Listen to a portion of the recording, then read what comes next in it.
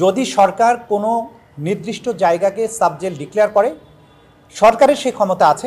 আইনের দৃষ্টিতে police, অপুলিশ, army, civilian বলে কোনো জিনিস নেই। আইন সবসময় ব্যক্তিকে বিবেচনা করবে। আর্মির হাতে গ্রেপ্তারের ক্ষমতা নেই, যেটা এইটা বিভ্রান্তির সুযোগ নেই।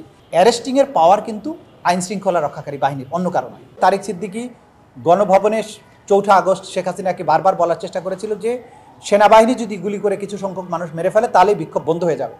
সুতরাং শেখ হাসিনাকে উস্কানি দেওয়া এবং পরিকল্পনায় সাহায্য করা এবং তার নির্দেশ অনুযায়ী প্রভাবিত করে মানুষকে গুলি করে হত্যা করার নির্দেশ তারেক সিদ্দিকী দিয়েছেন। সেই প্রমাণগুলো আমরা আদালতে তুলে ধরেছি। যদি সরকার কোনো নির্দিষ্ট জায়গাকে সাবজেল ডিক্লেয়ার করে, সরকারের সেই ক্ষমতা আছে। কোন জায়গাটাকে তারা জেল ঘোষণা করবেন, প্রিজন অথরিটির আওতায় নিয়ে আসবেন, এটা সরকারের স্বরাষ্ট্র মন্ত্রণালয়ের আওতারভুক্ত। সুতরাং এটা আমাদের কনসার্ন হওয়ার কোনো বিষয় নয়। কাউকে গ্রেপ্তার করবেন তখন সরাসরি কিন্তু কাউকে জেলে নেওয়ার কোনো বিধান নাই। আইন হচ্ছে আসামিকে গ্রেপ্তার করে আদালতে আনতে হবে। যে কোনো মানুষকেই গ্রেপ্তার করা যাবে। আইনের দৃষ্টিতে পুলিশ, অপুলিশ, আর্মি, সিভিলিয়ান বলে কোনো জিনিস নেই। আইনে হচ্ছে একজন ব্যক্তি, নাগরিক, একটা মানুষ। আইন সবসময় ব্যক্তিকে বিবেচনা করবে। সেই ব্যক্তির গায়ে কত দামি পোশাক আছে অথবা সে বস্ত্রহীন কিনা এইটা আইন দেখবে না। আইন দেখবে কেবলমাত্র মানুষ, এবং প্রত্যেক মানুষ আইনের দৃষ্টিতে সমান। এখানে কারো উঁচু মর্যাদা, কারো নিচু মর্যাদা, কাউকে ইল ট্রিটমেন্ট দেওয়া, কার জন্য অতিরিক্ত সুবিধা দেওয়ার সুযোগ এখানে নেই।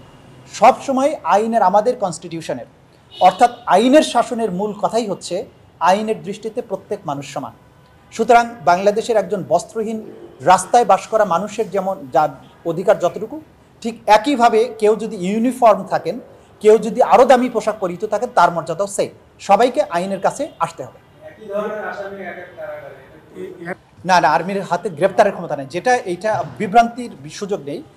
এই আদেশটা পালনের ব্যাপারে সেনাবাহিনীর বিভিন্ন পর্যায়ের অফিসকে অবহিত করা হয়েছে। তারা কিন্তু গ্রেপ্তার করবেন না। তারা অবহিত থাকার অর্থ হচ্ছে যখন পুলিশ এই গ্রেপ্তারি পরোয়ানাটা তামিল করতে যাবেন, তারা অবহিত থাকলে এই পরোয়ানাটা তামিল করতে তাদেরকে সাহায্য করতে পারবেন।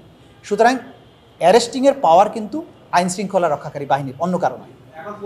তাহলে তাদের হেফাজতে থাকলে, তারা যখন মানে ঘোষণা দিয়েছে তাদের হেফাজতে আছে, তাহলে এই হেফাজতে থাকার ব্যাখ্যাটা?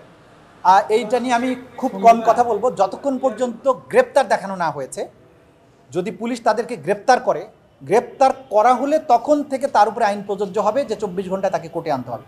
কিন্তু আপনি যদি গ্রেপ্তার না দেখান, তাহলে তার ক্ষেত্রে ওই 24 ঘন্টার আইন তো প্রযোজ্য নয়। যখনই গ্রেপ্তার দেখানো হবে, গ্রেপ্তার করা হবে, তখন থেকে 24 ঘন্টার মধ্যে অবশ্যই তাকে আদালতে প্রডিউস করতে হবে।